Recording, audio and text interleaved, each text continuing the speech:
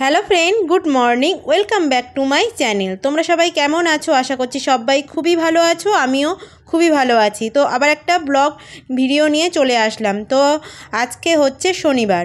তো এখানে দেখো হাসনাবাদ স্টেশনে দাঁড়িয়ে আছি। এই যে দেখো ব্যাগপত্র, এখন যাব হচ্ছে গুজরাট, মানে ওয়েস্ট বেঙ্গলকে টাটা করে চলে যাচ্ছি। সবাইকে মানে কি বলবো, কষ্ট হচ্ছে কিন্তু কিছু করার নেই, যেতে হবে। সংসারের নিয়ম, মেয়েদের বাপের বাড়িতে থাকলে তো হবে না, শ্বশুরবাড়িতে যেতেই হবে। তো যাই হোক, দেখো এই যে কলকাতা স্টেশন, এখান দিয়েই আমার টিকিট, মানে ট্রেন। তো আমরা হাসনাবাদ স্টেশন থেকে 8:30 8:40 ট্রেন আছে, সেটা একদম কলকাতা স্টেশন হয়েই যায়। তো ওই জন্য এটাই সুবিধা হয়। তো যাই হোক, দুপুর হয়ে গেছে, ট্রেনের টাইম ছিল 1:10।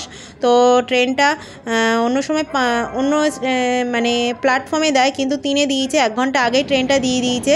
তো আমার বাবা আমাকে দিতে এসেছিলো, তো আমার বাবা চলে গেছে। আমাদের ট্রেন মানে ট্রেন ছেড়ে দিয়েছে, এই যে দেখো কলকাতা স্টেশন থেকে। তো যাই হোক, ট্রেনের মধ্যে বসে গেছি, বাবাও চলে গেছে। দুঃখ হচ্ছে, কষ্ট হচ্ছে, কিন্তু কিছু করার নেই, যে মানে যেতেই হবে। তো যাই হোক, এই যে দেখছো কলকাতা স্টেশন ছেড়ে চলে যাচ্ছে। আবার কবে আসবো জানি না, ইচ্ছা আছে খুব তাড়াতাড়ি আসার। তো যাই হোক, ট্রেন তো ছেড়ে দিয়েছে, এবার হচ্ছে দুপুরবেলার খাওয়া দাওয়ার খাবো। তো দেখো ভাত নিয়ে নিয়েছি, আর হচ্ছে দেখো পনির, আজকে শনিবার, তো শনিবারে ননভেজ চলে না, তো ওই জন্য ভেজ পনির নিয়ে মানে রান্না করে নিয়ে এসেছিলাম। অনেক সকাল সকাল রান্না করেছি, তো সেই ভিডিওটা আর করা হয়নি, কারণ 5:30টার সময় উঠেছি, 5:30টার আগেই উঠেছি। উঠে ভাত করেছি, মাও কিছুটা হেল্প করেছে, আমিও করেছি, কারণ অত সকালে অতটা একসঙ্গে একা করা সম্ভব না। তো ভাত করেছি, এই যে পনিরের তরকারি করেছি, বিট ভাজা, পরোটাটা আমার বোন করে দিয়েছে, মানে সবাই মিলেমিশেই রান্না করেছে। এইদিকে চিংড়ি মাছ পুকুর থেকে ধরেছিল বাবা, সেই চিংড়ি মাছটা ভালো করে মানে ভেজে দিয়েছে, সেটা আমি নিয়ে যাচ্ছি, তো ওখানে গিয়ে খাবো। তো তার জন্য একটু বেশি করে দিয়েছে, পুকুরের মাছ বুঝতেই পারছো। আবার কবে যাব কি হবে জানি না, মানে তখন হয়তো মাছটা থাকবে না। চিংড়ি মাছ তো এখানে মানে গুজরাটে সেই পুকুরের চিংড়ি মাছ অতটা পাওয়া যায় না, তো ওই জন্যে ওটাও নিয়ে যাচ্ছে। তো যাই হোক, ট্রেনটা পুরো ফাঁকা, আমিই উঠেছি, মানে আমাদের যে কম্পার্টমেন্টে, মানে আমাদের ওই সাইডটায় আমি একাই উঠেছি, দেখতে পাচ্ছ পুরো ফাঁকা। এই যে কম্বল দিয়ে দিয়েছে, এসিতে তো কম্বল তো দেবেই, শীতকাল বলো গরমকাল বলো। করোনার সময় বন্ধ হয়ে গেছিলো, কিন্তু এখন কম্বল, বেড কভার সবই দিচ্ছে। তো তাও আমি বাড়ি থেকে কম্বল, বেড কভার সবই নিয়ে এসেছি, কারণ ওগুলো, কম্বলটা তো গায়ে দেওয়া যায় না। সত্যি কথা বলতে অনেকেই দেয়, কিন্তু আমি দেই না, কম্বলটা নিচে পাতি, আর হচ্ছে বাড়ি থেকে কম্বল বলো, বেড কভার বলো, ওগুলোই গায়ে দিই। তো যাই হোক, খাওয়া দাওয়া হয়ে গেছে, এখন দেখো একটু শুয়ে মানে ঘুমাচ্ছি না, তো একটু ভাবছি রিলস করব। তো তার আগে একটু রেস্ট নিয়ে নিই, কারণ অনেক সকালে উঠেছি, বুঝতেই পারছো। তো একটু ক্লান্তিও লাগছে, তো একটু কিছুক্ষণ একটু ফোন দেখে রিলস বানাবো পরে। তো যাই হোক, রেস্ট নিয়ে দেখো অনেকটা দূর চলে এসেছে। এটা মানে কলকাতা স্টেশন থেকে যে ট্রেনটা আসে, এটা আসানসোল হয়ে ধানবাদ হয়ে আসে। তো এখনও অনেকেই ট্রেনে উঠিনি, মানে বেশিরভাগ সব ধানবাদ থেকেই ওঠে। তো বাঙালি খুবই কম, বেশিরভাগ ধানবাদ দিয়ে মানে লোকজন ওঠে। তো দেখো ধানবাদ থেকে দেখো লোকজন চলে এসেছে, সন্ধে হয়ে গেছে, দেখতেই পাচ্ছ পুরো অন্ধকার। তো এই যে লোকজন উঠে গেছে, মানে পুরো সিট বুক হয়ে গেছে। এই ট্রেনটায় মানে একটু সিট ফাঁকা থাকে, ওই জন্য 1 মাস আগে টিকিট কাটা সিট পাওয়া গেছিলো। তো যাই হোক, দেখো সব লোকজন উঠে গেছে, ট্রেন একদম বুক হয়ে গেছে। তো চলো, রাত্রেবেলা কি খাবো সেটা তোমাদের সঙ্গে অবশ্যই শেয়ার করব যদি। তো যাই হোক, এখন একটু ঠান্ডা লাগছে, বসে আছি।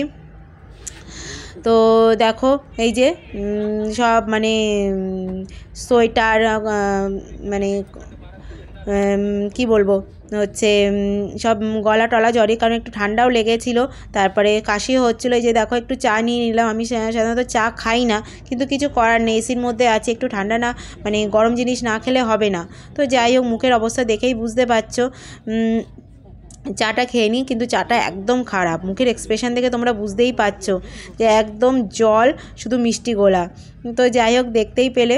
তো রাত্রেবেলা পরোটা আর হচ্ছে বিট ভাজা খেয়েছিলাম। তো না সরি, পনিরের তরকারিটাই খেয়েছিলাম, বিট ভাজাটা রাখা ছিল। এখন সকালবেলা 9:10 বাজে, তোমাদের টাইমটা দেখিয়ে দিচ্ছি, কারণ হচ্ছে এই যে দেখো পুরো অন্ধকার, মানে অন্ধকার বলছে পুরো কুয়াশা, মানে মনে হচ্ছে যেন সকাল 7টা বাজে। এখন দেখতে পাচ্ছ পুরো অন্ধকার, মানে কুয়াশায় ঢেকে আছে। সারা দিনটাই মানে মেঘলা মেঘলা হয়েছিল, একটুও হচ্ছে রোদের দেখা পাইনি। তো যাই হোক এসির মধ্যে আছি, অতটা কোনো অসুবিধা নেই, রাত্রেবেলাও অতটা অসুবিধা হয়নি, ঠান্ডাটা মানে এসিটা কমানোই ছিল, অতটা ঠান্ডা লাগেনি। তো যাই হোক চলো ভিডিওটা দেখতে থাকো।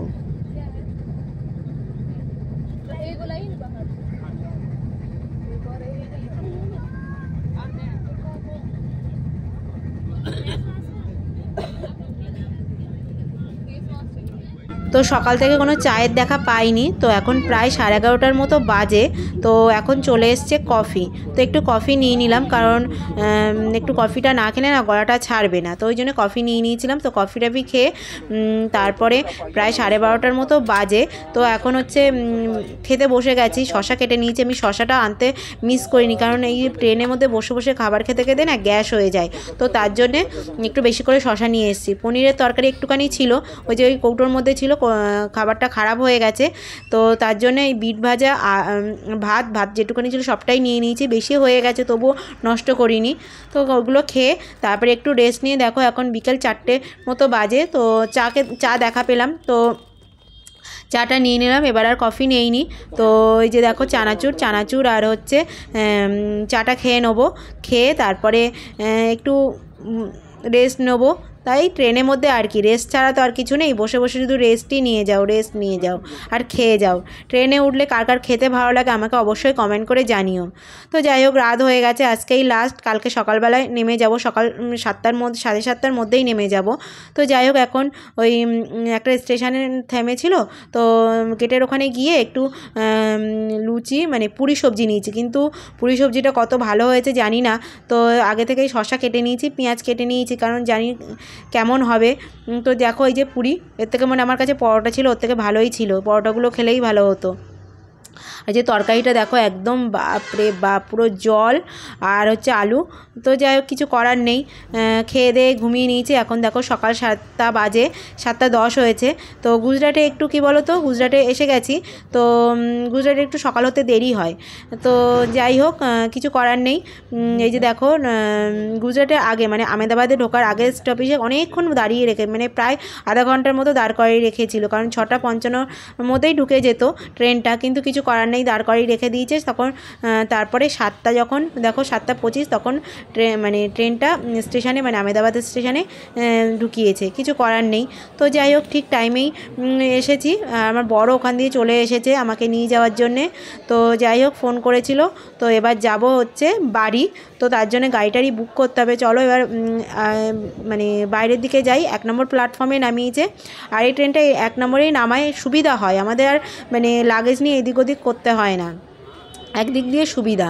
তো যাই হোক দেখো আমরা আহমেদাবাদ স্টেশনের বাইরে চলে এসেছি। আমার বর দেখতে পাচ্ছ ওলা বুক করছে, অটো বুক করিনি, কারণ অটোতে ঠান্ডা লাগবে, মোটামুটি ঠান্ডা আছে, খুব ঠান্ডা নেই, কিন্তু সকালবেলাটা একটু ঠান্ডা আছে। তো দেখো আমরা বসে গেছি, এবার বাড়ির দিকে রওনা দেব। তো যাই হোক কলকাতা থেকে আহমেদাবাদ আসা পর্যন্ত জার্নিটা ভালোই কাটলো, কোনো অসুবিধা হয়নি। যাওয়ার সময় একটু দুর্ঘটনা ঘটেছিল, সেটা তোমাদের পরে সময় পেলে অবশ্যই বলবো। তো চলো ভিডিওটা এখানেই শেষ করলাম। তো তোমরা সবাই ভালো থাকবে, সুস্থ থাকবে, সবাইকে ভালো রাখবে। তো চলো টাটা।